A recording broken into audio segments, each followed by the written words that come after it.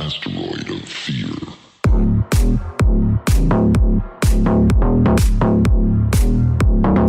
Welcome to another episode of the Men of the House podcast. And we're going to have a little episode of the Caregiving Chronicles. Let's see if I can get this episode out in thought. It is Friday night. Mike Tyson and Jake Paul are about to fight. Not too long from now. I'm skipping that. I'm recording because obviously this is more important. But I have been thinking about kind of this episode all day, knowing I've needed to record, but waiting on my wife to be here so I could actually shut the door, make sure I'm not having to attend to Buck or be interrupted. And yeah, I've been waiting on her and my daughter. And they got home late. We're here long enough for me to get 30 minutes of exercise in, and then my daughter wanted to go out and look for something. She got a vanity for her birthday on Wednesday, so she wanted to go to Hobby Lobby and get some flowers or something to decorate the vanity. And they ended up at the mall and Ross. Yeah. And they just got home not long ago. And of course, before I could record, my wife was like, I'm going to leave you alone, but then just kept talking. uh,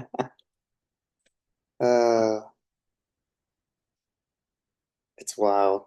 I think before I started talking, this is kind of my connection to the outside. I was like in this weird kind of headspace, and I've actually lifted up, or my mood has lightened up as I've started talking. But yeah, we're going to go through kind of all that and what that means, and we'll see if I can reproduce some of the thoughts I had earlier that I wanted to talk about. But let's start off with what's the week been like? Uh, Caregiving. Well, this week was good. This week was pretty good. Minus the relentless phone bots, people who call landlines. It's open enrollment, Medicare age, all kinds of burial insurance, this, that, the other. I must have talked to Sam 3 times the other day. I'm like, come on, Sam, quit calling. I know your name's not Sam. You sound like you're in India or Pakistan, Sam. Of course, I worked for a Pakistani guy named Mike, not his real name. They give themselves American names. Yeah, alrighty. Then, yeah, so building a lot of phone calls really sucks. And it's during the hours he sleeps. And a lot of bots, they wait for you to say hello and then they go, hello, hello, hello. Actually, I had one this evening ask me, are you a bot? Are you a bot? And I'm like, the fuck? A bot is asking me if I'm a bot? What on earth is happening here? Yeah, man, I highly advise against the landline. 100%. Maybe during this time of healing and caregiving, maybe we can get him to switch over to a phone. He has used my laptop a little bit. Um, he wasn't sure about it. I said, well, I trust my MacBook more than I trust your PC.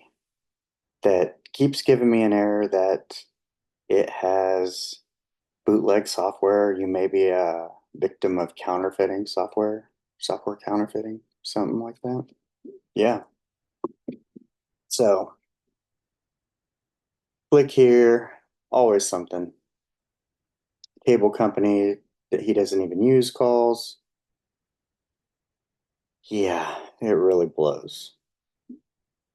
But yeah, Monday was Veterans Day, which gave the phone a rest a little bit because a lot of places weren't open for business.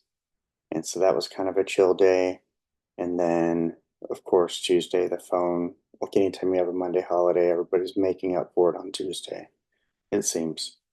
And I'm trying to think how the rest of it was. We had the nurse come late one night, and then her car wouldn't start, and the hood was all janky. And I finally, like, it seemed like her hood was stuck, like the latch. But once I went to old YouTube University, you just have to like get your finger way up in there, like you're checking the Camry's prostate or something. Man, you have to put your fingers on the little trigger just right, and it opened. And we got her out. But then before you know, it's like, hey, you want to go to bed? And you just get in, it's after 9 o'clock. And that's kind of been the struggle every night is, man, I want to get to bed early. I've been so tired. I'm sleeping hours. Like normally I'm a 3 to 4 hour sleeper. And I kind of cycle through that. And now I've been getting 6 to 7 and change, but I feel unrested whatsoever when I get up. I just feel, man, tired, tired all day, which kind of sucks. Um, and I think maybe I got some AM workouts in this week, which I enjoy, but I pretty sure I had some evening ones the past few days walking in the dark. I mean, it's a decently lit neighborhood and it's gated, so with these huge like fortress brick walls around the development, so I'm not really concerned. However, I'm just not the late worker outer. I like to do my start my day. And actually, yesterday I did some during the daytime because I couldn't walk because Buck was asleep. I want to be here when he wakes up. I'm not going to leave somebody who cannot walk or help himself alone in the house, period. So, unless he tells me to, like he had me walk to the mailbox area or to the office today for something, but outside of that, um, yeah, I like to be here when he wakes up. But anywho, I did some kettlebells and push-ups, and I woke up a little sore today, 100%, and did a walk. But yeah, every night has been late to bed, early to rise, and yeah. But we did have PT and OT evals research, and he did pretty well. He's was sitting up nice and straight on his own, no assistance. His grip strength in his right hand went up like I think they're measuring it in pounds, like maybe 8 pounds of squeeze or whatever it was, additional to whatever he started with, and his left hand only 2 pounds. But yeah, and I stretched him out because his body mechanics are off from being immobile. And so taking a lot of what the physical therapist is showing me to help get his body back in proper form to where it's not difficult on me and where it's safe for both of us, but then also easier for him because he's not fighting it, but also getting his body just to remember the positions of what it feels like to be walking. Because, right now he kind of steps up on his toes and his heels. I have to stretch his calves because his heels aren't really touching the ground. And so, when he feels whether he's leaning back or up on his toes, leaning too far forward, he gets a little skittish and is afraid of falling because the past two falls have led to, a fractured kneecap and then this whole thing. So, yeah, I wouldn't want to fall either when you're 97. It's rough. Every day is, yeah, it's definitely made me think and consider, you know, what it's like to live that long. And like, do you want to? And if you do, like, you're almost back to similar like a child. Um, kind of having to depend on others and yeah, for everything. So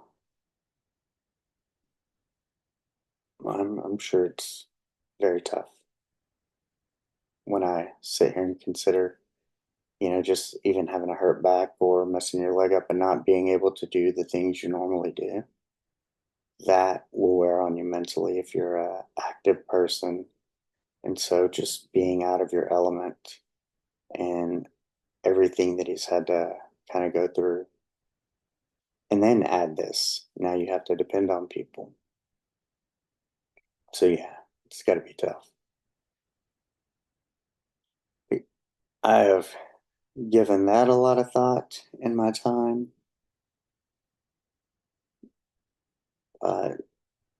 Also, you know, maximizing time.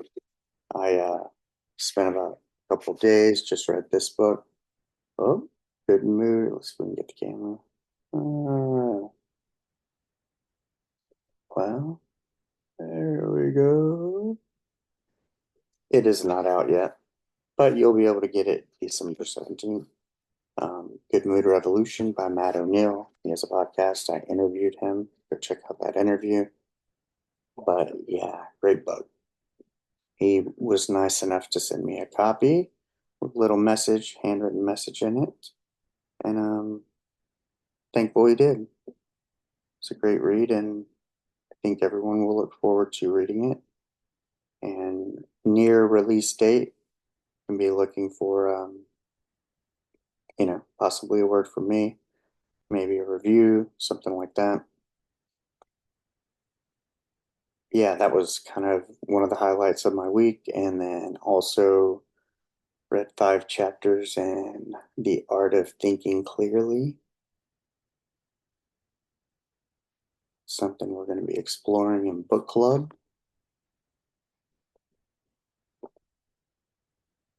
Yeah, that came in. Just decided to get some reading done this week. Exercise, reading, everything I do. I do business coaching. I have a daily checklist of about 9 habits that I track and some other metrics. Um, how many listens, engagements, people in the accountability group. Do I get 30 minutes of movement? Am I studying, taking these online courses that I'm taking for, you know, 30 minutes a day, researching stuff for podcasting, business coaching, um, things that are coming down in the future, learning to build a website, going through that. I get offers for it all the time. I could do it, but I bought this like 26 in one course and they're kind of walking you through the steps. So right now, time is what I got. This is kind of what I signed up for, was to focus on these things. And so, yeah, I wake up every morning somewhere probably between 4:30 and 6:30, usually early though. And I start looking at metrics. What have I done? Are all my posts gone out? Release days, all this stuff. And why do I bring this up? Well, I've had a lot of noticing some recurring themes from other times in my life during the decades where maybe I felt like things were kind of on point. But this routine of everything I do for a day, like at least 30 minutes of movement, everything I'm checking off my list. And then reading anything I can do. If I'm sitting in there with Buck, I can read while he watches the news, or sometimes he falls asleep and I'll go in the living room and read and wait for him to wake up. But it's about these daily habits. And when I was in the Navy on the boat, it's kind of the same thing because you're trapped on a boat. You work a lot. And this is kind of the same thing. I haven't really been out of the development. out of the neighborhood, I think since Monday. Yeah,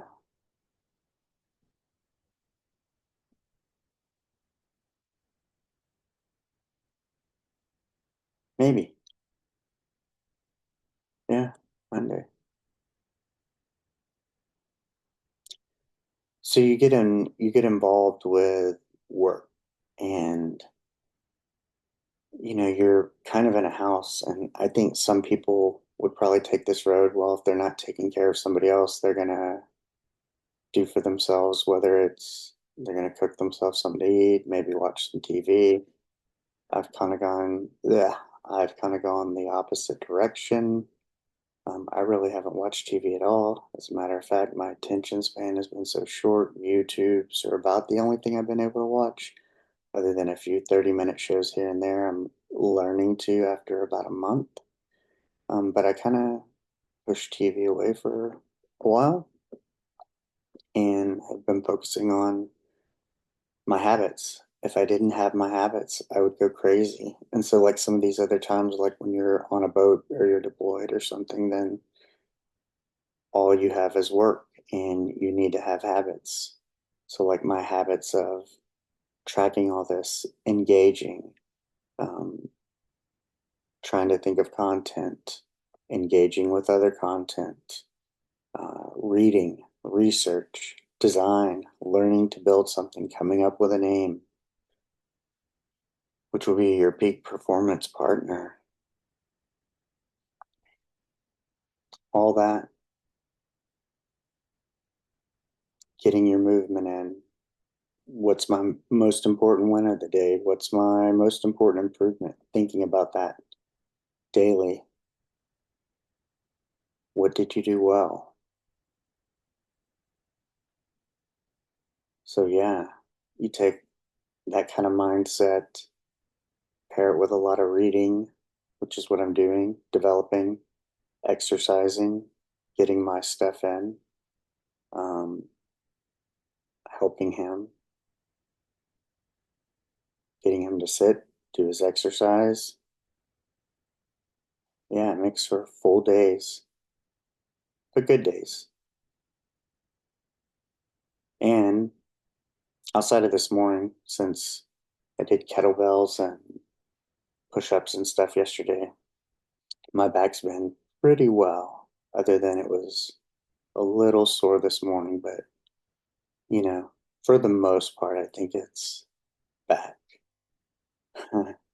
My back is back almost to normal. But man, when you come out of that and then reading this Good Mood Revolution type of thing, kind of where you can choose joy in this, it made me realize how, like, having that underlying kind of pain every day was kind of this very, um, took you to this level, like you're just waiting for the bottom to drop out, I guess, for it to get worse, for you to become totally immobile, and then gritting through the pain. And, with my whoop, you can tell how it impacted my sleep, and you journal about it every day. And it's like, oh, you've journaled about an injury for like 20 something days. And so you're like, oh man, when it came to normal, and all of a sudden I'm no longer having to journal about that, that was kind of a big deal. I'm like, it's time to kind of consider it about as normal as it can be. And, reading that today and finishing the book, I realized I was like, man,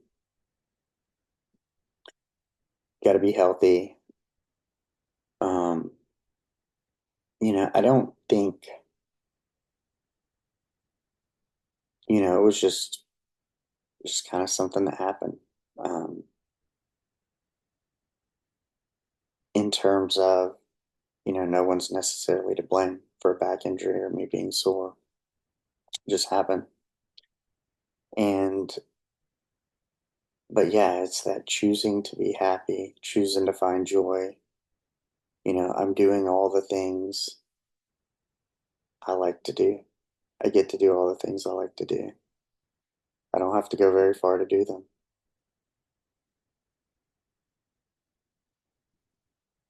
So yeah, maybe like being deployed, or maybe people who experience the same kind of thing in incarceration of, or maybe you live somewhere very remote and you only have so much and you kind of, I just think about this like wherever I go, I need to be pursuing these things as long as I have this daily checklist of habits to do, not just check off, but know why you're doing them, because they all kind of lead and feed into the same thing of, you know, at some point in 2025, offering accountability coaching and maybe a podcast that will support that and maybe change a little bit in relation to this. And, if I'm guessing, since I've already registered your peak performance partner, that it will be, when I'm able to interview people, it'll be people who are peak performers, um, people who've accomplished something, but maybe other coaches who help people along, because it's meant to be in partnership with the person who's seeking the accountability. Those are the initial thoughts. We'll see how it shakes out, but this is kind of where I'm going in my head, as I had to spend time thinking of available domains, all that kind of stuff, and what I would want to do and how it may change this. Um, or maybe I keep this and this is his whole thing, and maybe that's its whole other thing. I have no idea. I'm just kind of winging it, but I'm getting my shit done every day. And that's kind of the important thing is, regardless of if I was at home and had more flexibility and freedom and was, going to the park and the gym and picking my daughter up, um, I still had the same habits. I was still doing the coaching. I was still, but I seemed to be more dialed in. And I think, I needed a change. I'd had some low kind of vibrational states. And when deciding to take this, caring for someone else and then kind of getting injured semi and still caring for somebody else, and getting through all that and working through all that, you don't really have time to vibrate low because it took everything you had every day. But it's getting into a point where we kind of have a rhythm. Other than this morning, it was like, man, it was quick. I did a lot in 45 minutes because we were waiting for the occupational therapist to come and evaluate them. And it was like, oh, I need changing. I brush my teeth, wash my face. I want scrambled eggs and toast. And man, yeah, it was crazy. Um, but yeah, there's something about the environment, not knowing when I'm needed, but being available all the time, that you find these moments to fit stuff in. And then you're always trying to either get ahead if you have the time, because you don't know if you'll have the time further down the road. So, and it's almost like day to day. I'm not that far ahead. Just now getting into the rhythm a month later, um, and feeling kind of healthy. But what doesn't break you makes you a little stronger. But yeah, I would almost say that I'm even excelling, maybe crushing it a little. I thought about this. I was like, I'm getting all my shit done. I've hit the lowest weight. I haven't weighed this little in 20 years. I hit 156, a couple pounds over this week from eating birthday cake. But, I'm still putting out my 2 episodes, sometimes 3. So actually pushing it a little bit further. So I would say I'm excelling, even though it doesn't feel like it. But I make the same analogy as to when I was on my fitness, kind of losing weight journey. There was so long I was doing the steps every day, but it felt like nothing was happening. And then one day you just saw the accumulation of all the actions, the daily actions and habits add up, and I was just thinner. And so, yeah, I don't necessarily feel like I'm excelling. I feel like I'm swimming against a current at the moment. But if I keep swimming, I know I'll get to a place where I'm swimming with the current. Just like when I looked in the mirror and was 30 pounds lighter.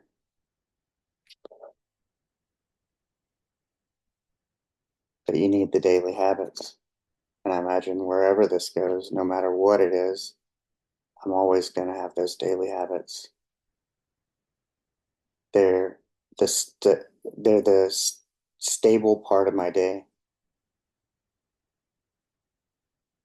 I wouldn't say they're things I can control, but they're things I can work towards and try to make happen, regardless of what's going on around me. Kind of gives some order to the chaos, especially because, like I said, maybe a bit like being deployed or incarcerated. You're not going very far, you're not moving very much within a small space. And you kind of need these habits, otherwise, you'll go crazy. So, yeah, even though I don't sleep great lately, hopefully, my quality of sleep will get better now that my back is hurting less. Um, However,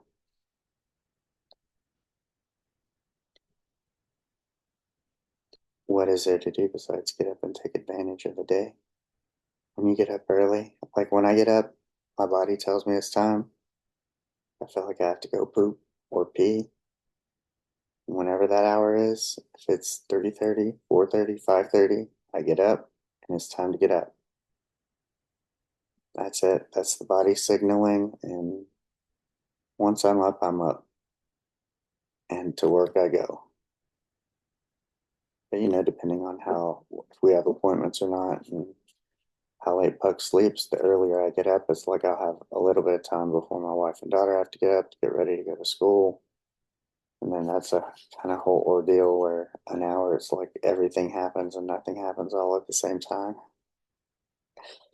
Trying to get one person up to go to school, um, and my wife too. So, and then once they move on out, depending if what we have, I mean, sometimes he wakes up early, sometimes he doesn't, but I can have sometimes I get to work out early. And if I do that before I have to wake my wife and daughter up or before they go to school,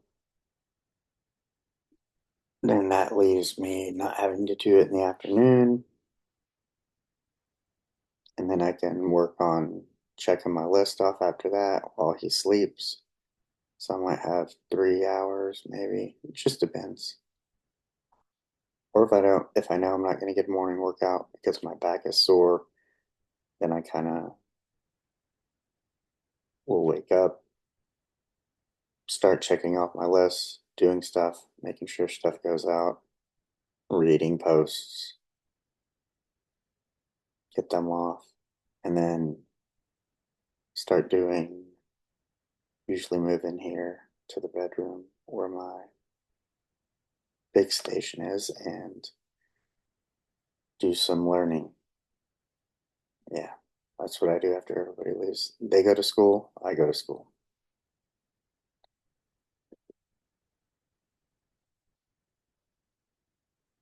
Yeah, you got to have some daily habits, some things that you're working towards every day,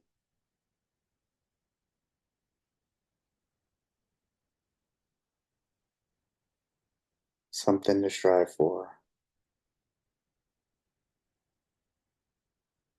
Just like putting in your food. If you don't track it, How do you know? How do you know where you're at?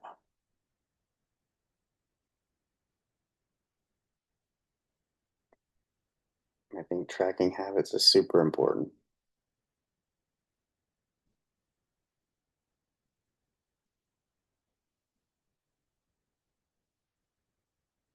Waking up to see that spreadsheet, it's kind of like my go-to.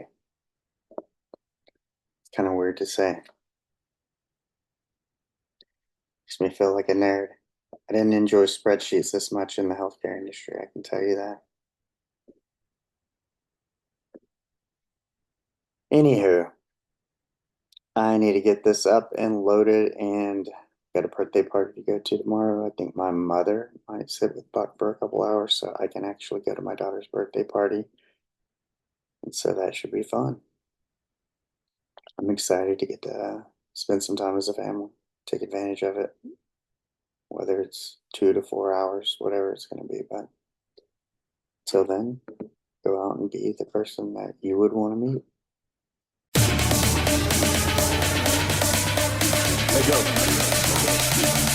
Asteroid